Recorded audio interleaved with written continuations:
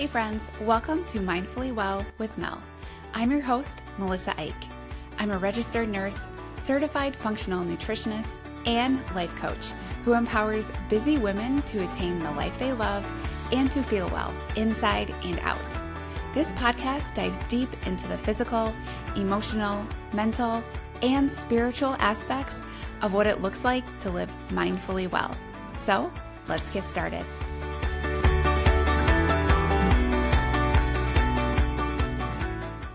If you've ever thought something's off and I bet it's my hormones, today's episode is for you. What does hormonal imbalance actually mean, and when is hormone replacement therapy truly helpful? Today, I'm joined by Dr. Jessica Pearson, a board-certified OBGYN and functional medicine practitioner based in Sioux Falls. After nearly a decade in the traditional medical system and a personal wake-up call during COVID, she shifted her approach to one that sees the whole woman and not just her lab work. In this episode, we're going to talk about why so many women assume hormones are the problem and what might actually be getting missed, when HRT is helpful and when it's actually a Band-Aid, and then how cortisol and stress can steal from your hormone pathways, as well as understanding the differences between bioidentical and synthetic hormones. This episode is one that is full of wisdom, clarity, and actual takeaways you're going to use, especially if you're in your late 30s to 50s and you're wondering whether HRT is right for you or if there's more to this picture. This episode is for you, so stay tuned. Okay, guys, welcome to today's episode. I'm so excited to have Jessica here with us today, and I'm very excited for our conversation. Jessica, thank you so much for being here, and give everybody a little overview on who you are, what you do. Yeah, my name is Jessica Pearson. I'm a board certified OBGYN. I was born and raised in South Dakota, did my OBGYN residency in Georgia, and then went on to become active duty military. So I worked about 8 years in a traditional medical model in a big hospital system. And then following COVID, I was in the hospital system during COVID, and following COVID, I realized I needed something different. I sought out functional medicine, got my certification through the Institute for Functional Medicine, and I am now doing outpatient practice only with a focus in functional medicine and women's health. Awesome. And you're here in Sioux Falls. I'm here in Sioux Falls. Okay, very good. So most of our conversation today is going to be around HRT because I think it's something that the audience is very interested in. And if they're not already on it, they have a lot of questions about it, and they're getting a lot of information from the, Instagram and the internet. And it's hard to understand like what is truth, what is not truth, and things to just take into consideration for each woman. So what would you say is the thing that you hear most women misunderstand the most about HRT? About HRT or just about hormone imbalance in general? Like when you say that, the first thing that comes to mind is people will book visits with me and say, I need my hormones checked. Yeah. So I think the big misunderstanding is that the second that you feel off, you think your hormones are out of balance. Yes. Which is in a degree is true, right? Because everything's connected. But many times that's not the underlying thing. It's not like, oh, one day I woke up, my hormones just didn't work. That's not the case. Usually it's a series of triggering events that led to that. So it's not always, I think that's like the common misunderstanding is like the second I don't feel good, my hormones are out of balance. Yeah. And I think it's because it's hard to know what that even means. And so I think just the internet, like what we're fed on the internet, it's like, let's just call this hormonal imbalance. And then also it feels very validating. I can say my hormones are imbalanced, and that feels like it's a fixable thing, right? And I don't have to probably do much. I just go get them fixed, and then I can move on. Right. Versus looking back at your life and being like, well, I go to bed at 11 p.m. I wake up at 4:30 to work out, and then I get my 6 kids ready for school. And okay, maybe not 6. Usually it's like 3, but and then I, work a full-time job, and then I come home and I cook everybody separate dinners because everybody's picky eaters. And then I finally finish doing whatever it is I need to do for myself and go to bed. But my hormones are out of balance. That's the problem. Right. Yeah. It's like, well, maybe there's something else in this picture here that's causing your hormones to become out of balance. So as much as I like hormones are very effective and very helpful Hmm. for many people, and there are certain times in life that they're definitely more needed. However, when we're getting people in their late 20s and early 30s Hmm. having perimenopausal symptoms, that's not Hmm. normal. So we need to be Right. addressing the underlying cause there and not just, oh, here's a band-aid of some hormone therapy to make you feel better. Yeah. So probably the misunderstanding is not that they necessarily need hormones or have to be that there's a quick solution for that. It's that you have to address the lifestyle aspects of why you feel the way you do.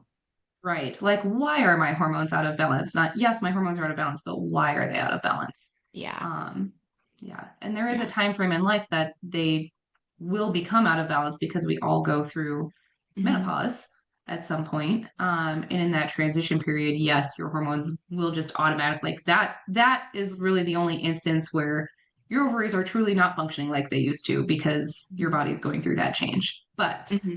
the majority of people who are coming to me anyway, and I'm sure many other OBGYNs and women's health providers is because they think that's happening in they're going through early menopause and things like that when really that's not the case. Yeah. So when do you utilize things like HRT? Like when do you decide that Uh, that is a good fit for somebody? yeah, the majority of people who benefit most from the HRT is when we're getting into that perimenopausal window, which Hmm. that's tough too, right? Because there's no exact timeline for that. But the average age of menopause is 51. And in general, there can be about a 5 to 10 year time frame prior to actual menopause that you start feeling those fluctuations in hormones that the ovaries are not firing like they used to. Hmm. Um, so what I kind of tell my patients is we're only born with as many eggs as we're ever going to have. Hmm. And once we run out of them, that's when we stop ovulating and when we go through menopause. We just the ovulation is kind of the trigger to go through that cycle every month, right? So as you start running out of eggs, you aren't ovulating normally, and then your cycle can start becoming a little bit irregular. Hmm. And that's usually that first sign of, okay, maybe we're running out of eggs here and we're starting to approach that perimenopause or menopause window. Yeah. And that's the time frame that HRT can create that balance so that it's Hmm. not such a drastic change when Hmm. your body's going through that.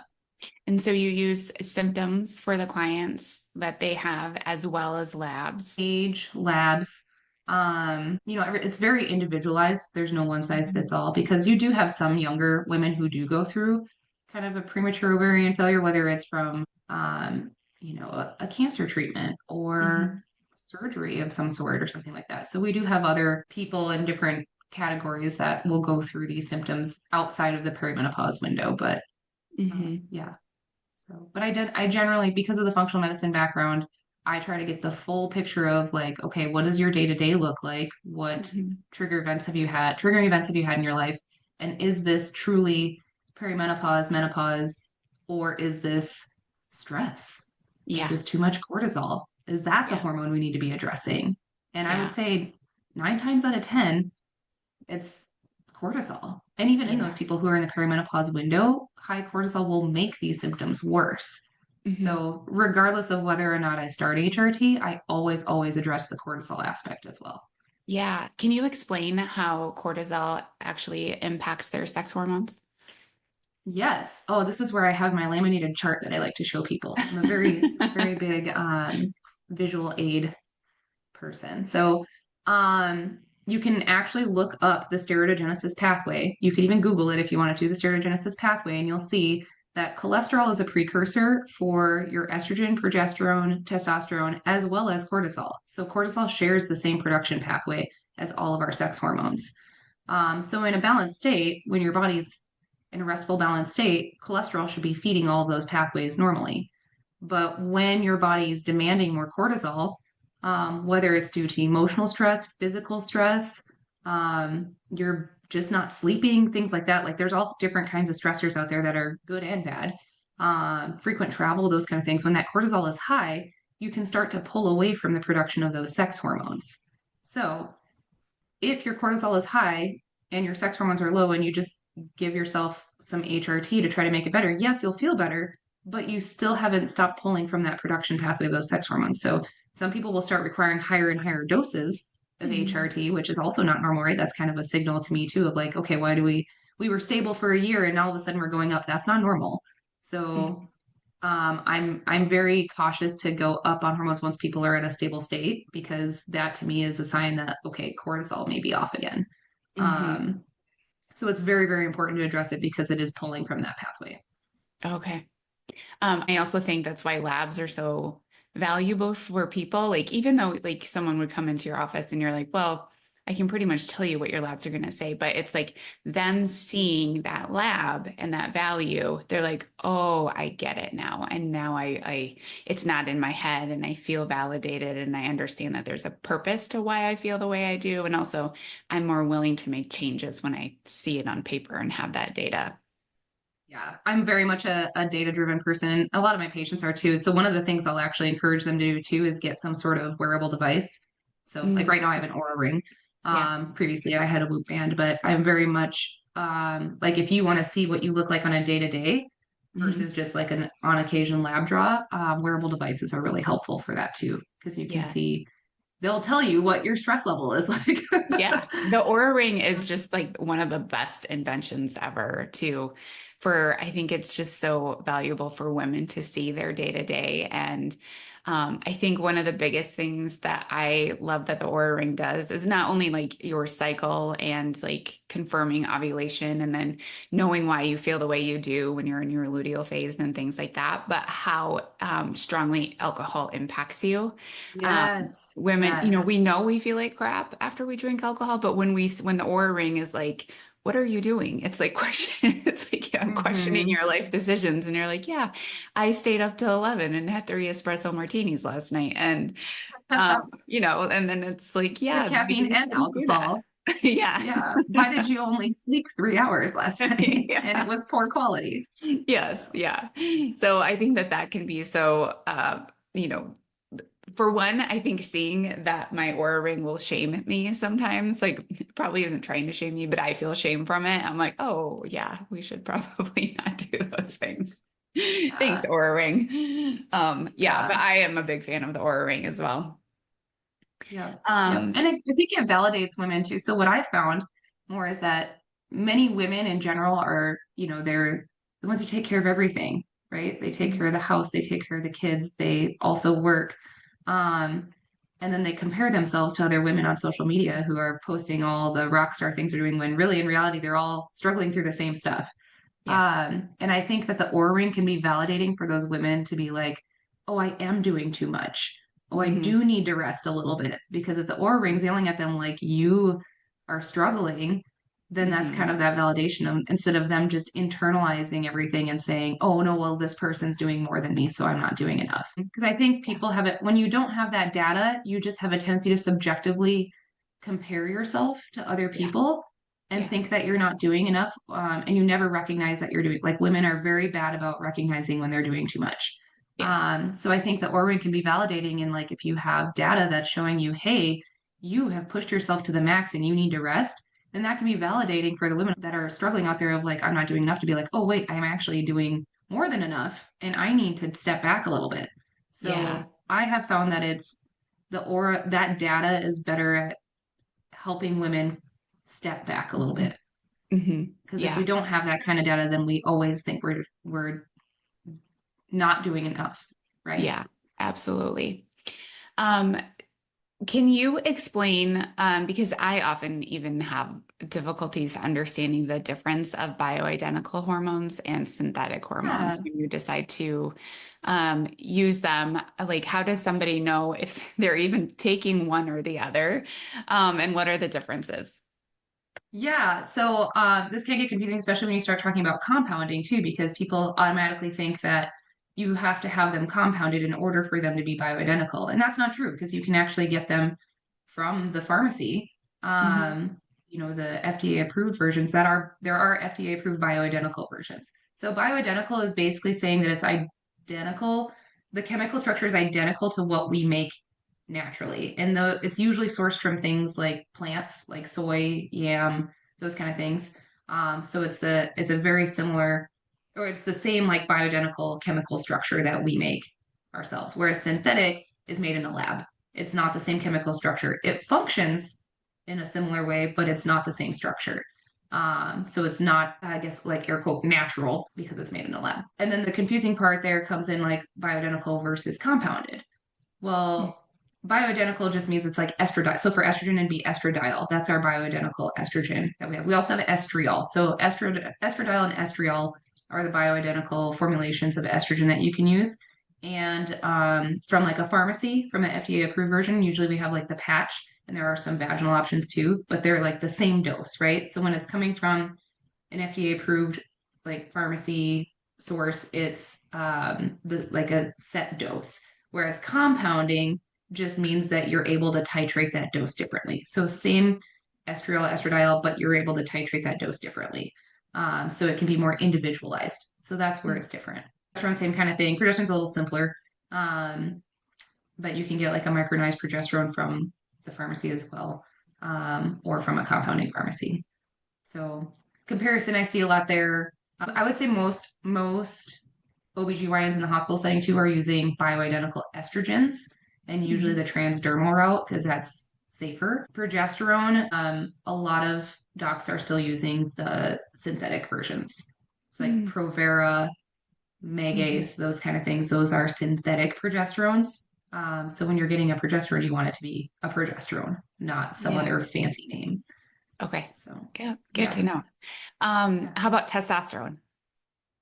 Testosterone, that's a tough one because there's still a lot of restrictions with that from the FDA standpoint. From what I've seen so far, it's bioidentical. I'm not as familiar with the synthetic names out there for testosterone because I haven't used any of them. I typically go through like a topical cream, bioidentical cream from like a compounding pharmacy. Okay, So cool. So there are injectable forms too. is one better than the other or is one more harmful than the other? When you're talking synthetic or Yeah. bioidentical or Yeah. yes, so bioidentical because it's biologically identical to what we make is safer, which makes sense, right?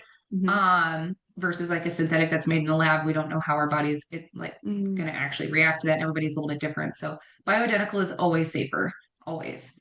As far as route, that kind of varies. When it comes to estrogen, the oral route is found to be a little more harmful. So in general, most people avoid oral estrogen, but there are some unique situations where that's more beneficial. Majority of the time, people are getting either a patch or a cream, or even pellets. But yeah, that transdermal route, the way it's absorbed is generally a little bit safer because it doesn't go through what we call the first pass effect, where it gets metabolized through the liver first. So it avoids that. It goes straight into the soft tissue and then into the bloodstream. So the oral has to go through the liver first. The oral has to go through the liver. Yep. So in a sense can be then more harmful. Okay. So what symptoms would a woman typically have when she comes to you and you're like, you might be a candidate for HRT or labs? What would you be looking for? The most dramatic symptom would be hot flashes. And hot flashes are different person to person, right? So I have some women who have like one hot flash a day and they just get a little sweaty and then they're fine. If they can manage it and they feel fine, a lot of times they don't end up going on hormone replacement. It's the ones that like there's women out there who have debilitating hot flashes where they're like soaking through their clothes. And can't cool off, and then they get agitated and they don't sleep at night, those kind of things. In that sense, those people are excellent candidates for hormone replacement, pending they don't have any other chronic underlying restrictions for it. So that's the biggest complaint, the biggest symptom. Vaginal dryness is another one. Mood swings. Those are probably the top three: hot flashes, vaginal dryness, mood swings. I think it's so interesting on why we get hot flashes with menopause. Do you want to explain that? Oh man. There's let me get into the biochemistry of that. So I mean it's really just Maybe because you're just like the dropping off that. simplest way. Like we don't need Yeah, the simplest way. I mean your hormones, instead of like having that balance slow increase in estrogen, and then when you ovulate, your progesterone slowly increases. Usually you have these like slower increases when you're going through that perimenopause state and your body is not ovulating right. The best way I've heard this described is kind of like a light switch. when you're going through your normal cycles, when you're at one point, when you're ovulating, the light switch is on, and when you're Mhm. not, it's off, right? So you have this on, off pattern, and it's regulated versus when you're going through this perimenopausal state, it kind of like starts to flicker, right? Oh, And yeah, then yeah. much like if you're looking at a light, if it's in a routine going on and off, it doesn't bother you. But if it's flickering, it's going to start irritating you, right? Hmm. Irritating your vision, stuff like that. So same kind of thing in your body. If that switch is going on and off and flickering, it's going to start becoming irritating, and then your body just can't handle it, and it Yeah. reacts. Yeah. That's a I great way even to explain it, actually, yeah, because yeah, we don't freak out over a light switch going on and then off. But when your kid comes into your room and won't stop touching the light switch, it doesn't take right, long for you to lose your shit on them. right, yeah, yeah. Yes. So that's one of my favorite analogies. There's a couple out there, but that's one of my favorite ones. Yeah, So. yeah, that's a good one. So who shouldn't consider HRT, or who would be somebody that you would want to proceed with caution if they were questioning it? Yes, active cancer, especially a hormone receptor positive cancer. There are situations where you can do that, but you need to work closely with an oncologist to make sure they're safe to proceed. And specific routes and low doses are highly recommended. So it's going to be like a risk benefit analysis in those patients. But with active breast cancer or active uterine cancer, even clotting disorders, Mm, high cholesterol, cardiovascular disease, those kind of things, proceed with caution. Previously, it was like, don't give the hormone replacement at all.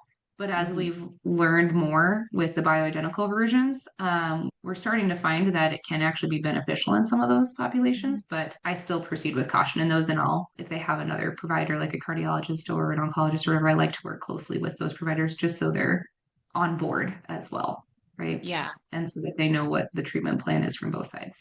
Yeah. How about women who have a strong history of family breast cancer, uterine cancer, cervical cancer? I would still proceed with caution. I would counsel extensively and use I always still use the lowest dose necessary. I try not to go too high. And if I am going higher and higher on the dosage, then I'm like, okay, what's the underlying thing that we're not addressing? So that's when I dig into cortisol a little bit more. That's where I love Aura data for me as a provider because people be like, no, I'm fine. I'm recovered. I sleep well, whatever. And then they show me Aura data. I'm like, this is telling a different story. So let's talk about this more. So I love personally as a provider, I love Aura data, Yeah. or like Whoop band data and HRV basically. I love tracking HRV Hmm. because it tells me a different story a lot of times than what the Hmm. patient is telling me. Okay, I have a question on that actually. So Yeah. in the luteal phase, like it's pretty normal to see HRV go down. Is it Hmm. true? Because I've also seen a study that the HRV isn't actually decreased. It's like it's that it's because of progesterone, but it's not a true HRV. Do you do you have any info on that, or do you think I it really don't is your actually. I'm HRV? still kind of learning a little bit more. As much as I love to study this stuff and as much as I've dove into it, there's still a lot I have to learn. So I'm still kind of in a learning phase there myself of like, why is this? And Yeah. I have theories, but I Yeah. don't know exactly why. Mhm. So Yeah. I mean, personally, I always notice that my HRV goes down quite a bit in my luteal phase. But the truth is, I really do feel like my HRV probably is low because I just have less yeah, resilience. I'm more stressed out and all of those things. I don't sleep as well. yeah. So it makes sense. But also sometimes it's like, you can do like you can do all the things in your luteal phase and it still happens. And that part of it is sometimes frustrating. Right. When you're like, I'm not going to push myself as hard. I'm Yeah. going to take an extra hour to Yeah. sleep at night. And yeah, and then you do Yeah. all those things and you still have low values. Yeah, I Yes. get it. Yeah. Yeah, Yeah. yeah. So you're also a CrossFit coach here in Sioux Yes. Falls too, which I think is amazing and a wonderful thing for our community to know. So as a CrossFit coach and an OBGYN, what shifts do you see in strength recovery and performance for women specifically in their 40s and 50s, and what would you want them to know? Yeah, you definitely see a transition phase when people have previously been, 6 time a week CrossFitters and they're super fit and they're doing all the things, and all of a sudden they kind of, not all of a sudden, but it's like a gradual, they start to kind of fall off and they're maybe not performing at the same standard that they were before, and they can't lift as much, all those things. So there is definitely a shift there with the hormones. And so therefore those situations, hormone replacement can be beneficial. But you have to be careful in that state too, because this is where like there's a balance, right? Because every year we take on more things, typically Hmm. as adults. And so you have to take that balance of like, okay, am I overstressing myself or am I like actually just losing hormone function here? And sometimes it's a little bit of both, right? So hormone replacement can be really helpful in some of the people in that population, but I always again address the cortisol too of like how many things are you taking on? And yeah, like I have I'll use an example of a case here. I have a gal who's in her 50s, right? So hormone replacement's a good time. It's a good time frame for hormone replacement for her in her 50s. And notice that she's getting like the little ring around her abdomen, the stress tire, right? Hmm. Of like fat that you get around your abdomen, your midsection. But come to find out, she also sold her practice, moved, had a big move, moved into a new home, changed a bunch of things in her life within the last year. Well, all these symptoms also came up in the past year, right? So she's one who had previously been on hormone replacement and was wanting higher doses. And so that was an example of like, okay, yes, you're going to benefit from your performance is going to benefit with hormone replacement. Hmm. However, if you're needing more and more, then we have to address the stress side of it again. So Yeah. pushing yourself 6 days a week is not a good idea when you're still recovering from all these other changes in your life. Yeah. So there is a shift and it can be helpful, but I always use kind of the symptoms and the dosage requirements as my guide. Like, Okay. do we need to be addressing other things as well? And what do you tell someone like her about like how many days a week she should be going to the gym or when to know when to rest and when to know when to go work out? Yeah, and that's challenging because it's different for everybody. Again, Aura data is great for that because it can actually tell you how your body's responding. But you can usually feel it too. So Mhm. I recommend moving every day. We should move every day, everybody, all the time. But if you wake up one morning and you're like, man, I feel like I got hit by a train Mhm. and I just can't do much, then do some stretching and do some walking. Or if you want to go to the gym for the social aspect of it. So for me, the gym is my social hour. So if you tell me not to go to the gym, it's going to make me angry. I'm going to go to the gym anyway, but I might just do a lot less than I usually do. Mhm. So don't work as hard, don't go as heavy, maybe even stop early.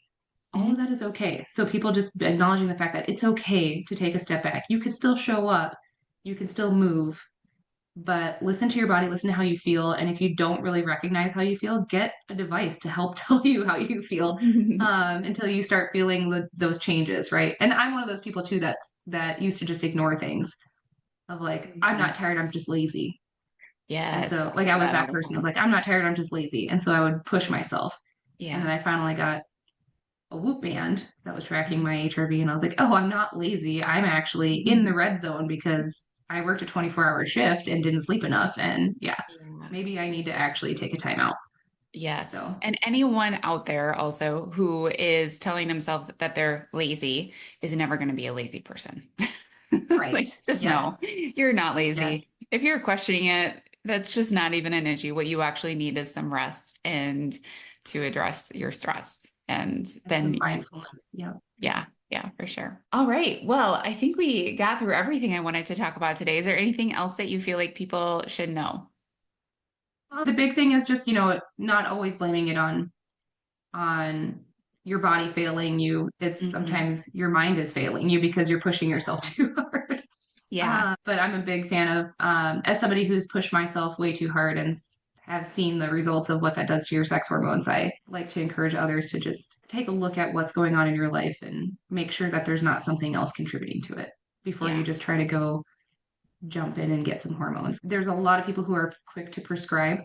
too. Not that it's not within their scope, but there's a lot of providers there who there's kind of a big hype with hormones right now. And I think maybe it's being a little overprescribed. I do think that is very beneficial. And I do think that there are many people who were not getting it in the past when they could have really benefited from it.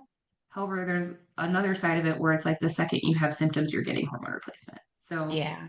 um, there's two extremes here, and I would encourage people to like look at the whole picture and find somewhere in the middle to be. Yeah. Yeah. That's great advice. Perfect. So tell everyone where they can find you and how they would schedule an appointment with you. So I'm at Prairie Roots Health. Prairie Roots Health is located on 57th and Broadband, right by Sky Zone. Usually the best way to get in touch with us is to call our office. And our phone number is 605-307-5737. You can also email at hello@prairierootshealth.com. Those are the best ways to contact us. I do functional medicine, so I look at the whole person. So symptoms of fatigue, gut health, headaches, any of those things. If it's something you've been struggling with and want a more natural approach, then I'm going to come to. Yes, perfect. And do you also do primary care health? Like if somebody wanted to choose you as their primary care provider? Yes, yes, Okay. I do to an extent, right? So the one thing I'll tell people is I'm not great with like strep throat, earaches, those kind of things. Like if you have an Yeah. acute issue, it's been a long time since I've done Yeah. antibiotic management of those kind of illnesses. So you're probably better off going to an acute care for those kind of issues. But everything else that's like chronic, long term, yes. I can do annual exams. I can do referrals, all those things as needed. So Perfect. And we will put all of that as well on in the show notes so people can easily access that info. And then also it'll be on the Instagram posts for this episode too. So thank you so much for being here today. I know everyone is going to love this conversation. thanks for having me.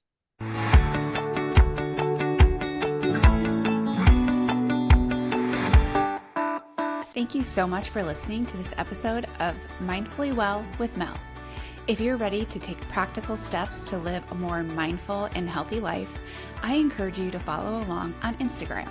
You can find me at Melissa_Ike, where I share tips to help women just like you become healthier, lose unwanted weight, and feel well without the extremes and overwhelm. If this episode resonated with you, please leave a review on iTunes, which helps me to continue to create content you love. Finally, please note that the material in this episode is for educational purposes only and is not intended as a replacement for medical advice. Thanks for listening.